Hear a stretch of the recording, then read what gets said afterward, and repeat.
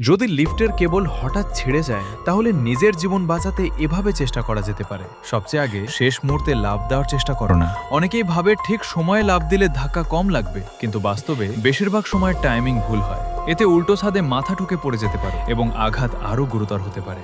দ্বিতীয়ত, শক্ত হয়ে সোজা দাঁড়িয়ে থাকবে না। এতে ধাক্কার পুরো শক্তি সরাসরি পা এবং মেরুদণ্ড দিয়ে উপরে উঠবে, ফলে হাড় ভাঙার ঝুঁকি অনেক বেশি থাকে। সবচেয়ে ভালো হলো পিঠের ওপর মেঝেতে শুয়ে পড়া। এতে ধাক্কার শক্তি পুরো শরীরে ছড়িয়ে পড়ে, শুধু পা বা মেরুদণ্ডে পড়ে না। যত বেশি শক্তি ছড়িয়ে যাবে ততই আঘাত কম হওয়ার সম্ভাবনা থাকে। মাথা বাঁচানোর জন্য হাত দিয়ে মাথা ঢেকে রাখো। যদি তোমার কাছে ব্যাগ বা জ্যাকেট থাকে তাহলে সেটাকে নিজের শরীর আর মেঝের মাঝখানে রাখো।